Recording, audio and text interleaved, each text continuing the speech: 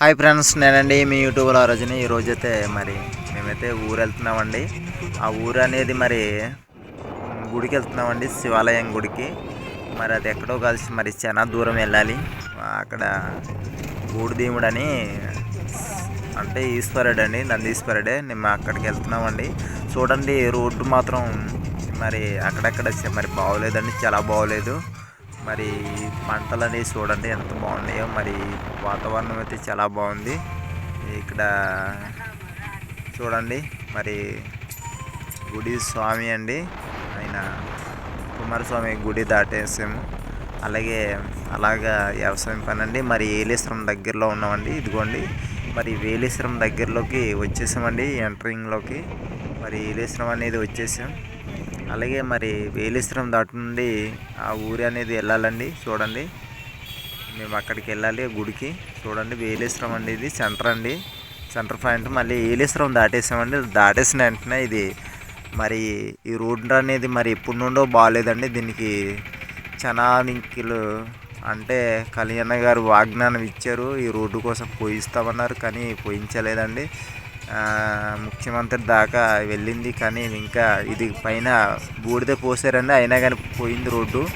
ఇవ్వండి, మరి బస్సు అనేది చూడండి మరి ఎంతలాగా ఉయ్యాలు వెళ్ళినట్టు వెళ్తున్నాయండి, కార్లు గట్ట బస్సులు గట్ట. మరి చాలా దారుణంగా ఉంది. ఇప్పుడు కూడా దీనికి వార్తల్లో నిలిచిపోయింది, కానీ దీనికి ఎవరికి ఇంకా కనకరించలేదు. దీనికి వాళ్ళు దీనికోసం ధర్నాలు చేసి పళ్ళకున్నారు. అలాగే మేము అక్కడి నుండి చాలా దూరం వెళ్తున్నామండి. మళ్ళీ తార్ రోడ్డు తగిలింది. అక్కడ నుండి మరి కొండల ప్రాంతంలో కూడా చూడండి, మరి వ్యవసాయం చేస్తున్నారు. అక్కడ కొండల ప్రాంతంలో కూడా వ్యవసాయాలు చేస్తారండి. చూడండి, మరి అక్కడ నుండి ఇలాగ వాగులు అనేది ఇలాగ దాటాలి. మరి నీరు అనేది విపరీతంగా ఉంటాయి. అలాగే మేకలు గట్ట ఎదురొచ్చాయండి. దగ్గరలో ఉన్నామండి. ఇక్కడ స్కూల్ వచ్చింది, స్కూల్ దగ్గరలో వచ్చేసిందండి. అలాగే చూడండి, గుడికి అనేది వచ్చేసామండి. ఇదండి మరి టెంపుల్స్, మరి చాలా దూరం అండి. ఈ గుడి వచ్చి సుమారు మాకు ఒక 30 కిలోమీటర్లు ఉంటుందండి ఇది. మరి ఆ ఊరు ఎక్కడ అనుకుంటున్నారా? ఓంపాలెం అండి.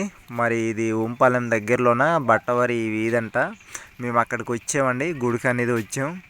మరి ఇక్కడ శివాలయం చాలా బాగుందండి, గుడి అయితే చాలా బాగుంది. మరి ఇది ఇక్కడ మహాశివరాత్రి ఉత్సవాలు చాలా ఘనంగా చేస్తారంట. మేము అక్కడికైతే వచ్చాను. ఈయనండి బూడిదేవుడు అంట. లోనకి వెళ్తున్నామండి. లోనకి వెళ్ళి మరి గుడి అనేది చాలా బాగుందండి. మీకు బూడిదేవుడు ఎలాగ ఉంటాడంటే మీకు చూపిస్తాను ఫ్రెండ్స్, చూపిస్తాను. బూడిదేవుడు అంటే చూడండి, మరి వీలాగ వెలిస్తాడండి. చూడండి, మరి బూడిదేవుడు అనేది చూడండి, మీకు చూపిస్తున్నాను స్వచ్ఛంగా. బూడిదేవుడు అనేది ఇలా ఉంటాడండి. మరి ఈశ్వరుడు, ఆయన పరమేశ్వరుడు ఇంకా అక్కడ అలాగే పుట్టాడు. చూడండి, ఎదురుగుండా మరి నందీశ్వరికి నిలిపారండి. అలాగే ఫ్రెండ్స్, నా ఛానల్